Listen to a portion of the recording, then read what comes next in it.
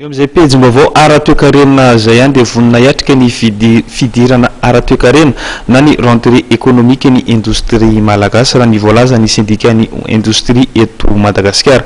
Naneho ny heviny kosa izy ireo mikasika ny teti-bolam-panjakana fanitsiny na ny LFR sy ny olana ao amin'ny famatsiana herinaratra. Manontany tena ny maro raha mbola voaroso etiny amin'ny anteny mera-pirenena ihany ny teti-bolam-panjakana na sy fantsina amin'izao efa bolana alohan'ny faranan'ny taona izao. Ny teti-bolam-panjakana 12 no tokony atao tsara homana raha ny hevitry ny syndicat-ny industrie eto Madagasikara.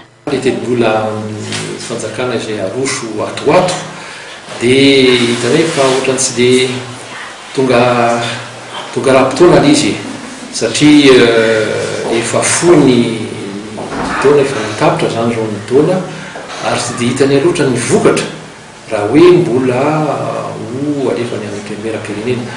Ny tsara angamba ny tsara karakaraina dia ny teti-bola ny 12 izay amin'ny taona fa ny teti-bola ny ngamba tsy dia isy ngamba vokatra loatra eo amin'ny lafiny hoe ny fidiram-bola ny fanjakana. Olana iray izay sedran'ny industrie ny fahatapahan'ny jiro. Milafina efa iainantsika daholo moa izy io. Marina fa efa misy lesika izy tany arena tany kanefa mino fa io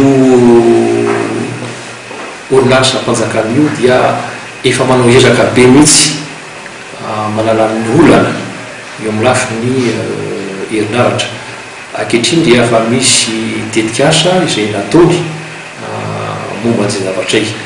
Eo amin'ny lafiny feketrany amin'ny orinasa dia maromaro ireo milina simba ary ireo fitaovana simba tamin'ny ireny herinaratra tapireny. Marina fa betsaka ny vola very mino fa matsapa ny fitondrana mba analana zany olana zany. Ady iray izay atrehan'ny industrie ihany koa ny ady ataon'ny fifananana tsy ara-dalàna. Tanjona iray napetraky ny simba ny famoahana ny code de l'industrie.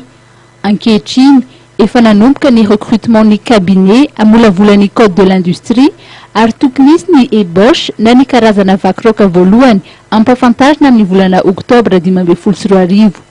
Mitondra ny fanohanana amin'izany moa ny fondation Friedrich Ebert.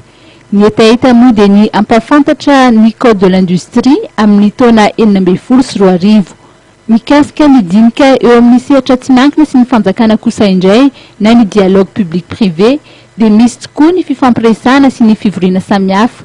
Vonina amin'ny fidirana ara-toekarena na ny rentrée économique ny SIM fa andrasana kosa ny ho ataon'ny fanjakana.